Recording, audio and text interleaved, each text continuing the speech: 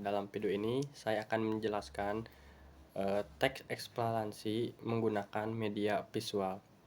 Jadi kada yang akan saya bawakan itu adalah apa itu struktur teks eksplanasi dan bagaimana prosesnya. Nah, jadi capaiannya itu adalah untuk si siswa tuh mengetahui tentang terjadinya siklus panjang pada air. Oke, lanjut ke videonya. Nah, jadi ini media yang akan saya gunakan, yaitu media visualnya tuh jadi seperti ini. Jadi sebelum masuk ke pembelajarannya, saya akan menjelaskan apa itu pengertian siklus hidrologi. Kalau secara definisi, hidrologi itu artinya ilmu yang mempelajari air yang ada di atas maupun di dalam bumi.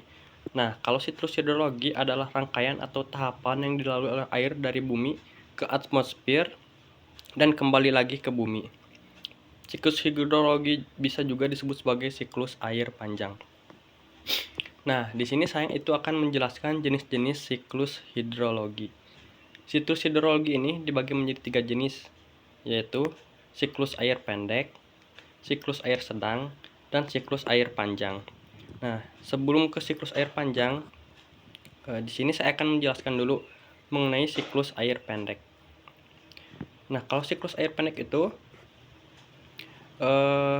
air laut itu mengalami evaporasi atau penguapan. Evaporasi di sini adalah proses penguapan air dari laut, danau, sungai, atau permukaan air lain yang ada di bumi. Kunci utama dari evaporasi ini adalah panas matahari. Nah, jadi untuk contoh evaporasi siklus pendek tuh seperti ini. Nah, jadi untuk siklus air pendek itu terjadinya tuh seperti ini. Yang pertama tuh ada evaporasi dari air laut ke atas. Selanjutnya itu ada uap air. Nah, yang selanjutnya itu ada kondensasi di sebelah sini.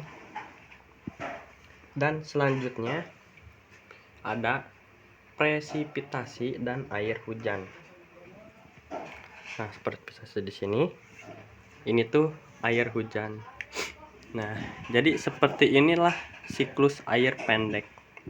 Jadi sebelum ke pembahasan siklus air sedangnya tuh, ini tuh uap air tadi itu mengalami kondensasi dan berubah menjadi awan. Kemudian kondensasi adalah berubahnya wujud uap air menjadi titik-titik air hingga akhirnya terbentuk menjadi awan. Setelah menjadi awan ini, akhirnya terjadi deh presipitasi. Nah, yang sudah ada di gambar ini itu seperti ini. Terus,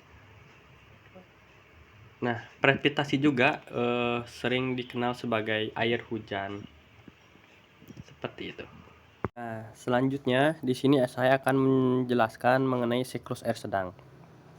Jadi kalau nanti itu di siklus air sedang tuh hujannya tuh nggak terjadi di laut, tapi terjadi di darat. Awalnya sama.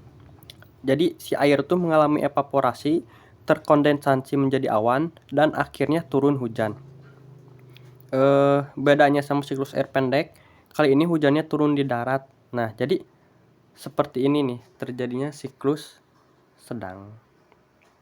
Nah, jadi siklus air sedang tuh terjadinya seperti ini. Di sini tuh ada evaporasi seperti tadi. Nah, ini uap air. Ada kondensasi di sebelah situ dan ada adveksi di sebelah sini. Dan ada juga air hujan yang turun di sebelah perbukitan. Terus ada presipitasi di sebelah air sungai. Ini tuh harusnya di sebelah air sungai. Dan ada runoff. Jadi seperti ini siklus air sedang. Jadi ketika sudah mengalami kondensasi, awan juga mengalami adveksi. Adveksi adalah bergeraknya awan menuju tempat lain karena bantuan angin. Nah, karena adanya adveksi ini, awan bisa menurunkan hujannya di darat, sehingga timbul lagi yang namanya runoff. Nah, seperti yang ada di bawah ini. Runoff adalah bergeraknya air di darat dari tempat yang tinggi ke tempat yang rendah.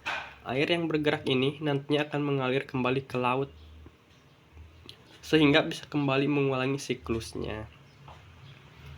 Nah, sebenarnya tuh air yang jatuh di darat gak selalu menjadi runoff. Bisa juga itu mengalami infiltrasi. Nah, tapi di sini tuh gak dicantumin penjelasan infiltrasinya karena prosesnya bakal lebih panjang gitu. Nanti tuh di pelajaran selanjutnya. Nah, jadi mungkin seperti itu penjelasan siklus sedang. Nah, sekarang kita akan lanjut ke siklus air panjang. Nah, kita sekarang masuk ke siklus air panjang yang terakhir. Di siklus yang terakhir ini, siklusnya itu mengalami proses yang panjang, yang awalnya itu sama, tapi airnya tuh mengalami evaporasi dan kondensasi. Tapi kali ini hujannya bukan hujan biasa lagi, melainkan ada hujan esnya juga. Karena awan yang ada di atmosfer bergerak ke tempat yang relatif lebih dingin atau kondisi suhu udara di atmosfer saat itu sedang rendah. Nanti setelah musim semi baru deh salju atau esnya mencair atau mengalir di permukaan bumi dan akhirnya sampai ke laut buat mengulang kembali siklusnya. Karena proses yang panjang ini siklusnya dinamakan siklus panjang. Nah, di siklus panjang ini kita bisa menjumpai proses sublimasi. Apa itu proses sublimasi? Adalah perubahan wujud padat menjadi gas. Dalam hal ini adalah es yang menguap kembali menjadi uap air. Jadi, uap air yang ada di atmosfer bukan cuma dari air aja, bisa juga dari yang versi padatnya, yaitu es. Nah, dalam pembelajaran nanti si siswa tuh supaya mereka yang menentukan gitu bagaimana prosesnya kondensasi, terjadinya uap air, evaporasi dan adveksi. Nah, berhubung di sini tidak ada siswanya, akan saya sendiri yang menentukan di mananya seperti kayak tadi. Nah, yang pertama tuh ada kondensasi lagi di sebelah sini.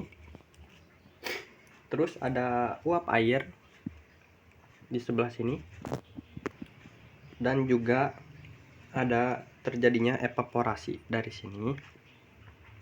Ada juga adveksi di sini. Dan ada presipitasi di sini. Ada ini tuh air hujan. Nah, di sini tuh ada runoff yang tadi. Nah, ini yang baru tuh ada es dan salju di bagian gunung. Dan ada adveksi lagi di situ, ada presipitasi juga. Jadi inilah siklus air panjang terus mengulang. Nah, jadi mungkin sekian mengenai pengertian jenis dan proses siklus hidrologi atau siklus air. Walaupun air tidak pernah habis, karena ada siklus yang selalu terulang, bukan berarti kita bisa enaknya menggunakan air. Karena siklus air ini prosesnya nggak sekejap. Air yang kembali dalam bentuk hujan itu jumlahnya masih kalah jauh sama air yang digunakan manusia buat kehidupan sehari-hari. Walaupun airnya nggak habis, tapi air yang bisa kita gunakan buat kehidupan sehari-hari sangat terbatas. Jadi kita tuh harus hemat dan bijak dalam menggunakan air. Kalau masih mau belajar lagi tentang air yang ada di permukaan bumi maupun laut, ditunggu video selanjutnya. Sekian dan terima kasih.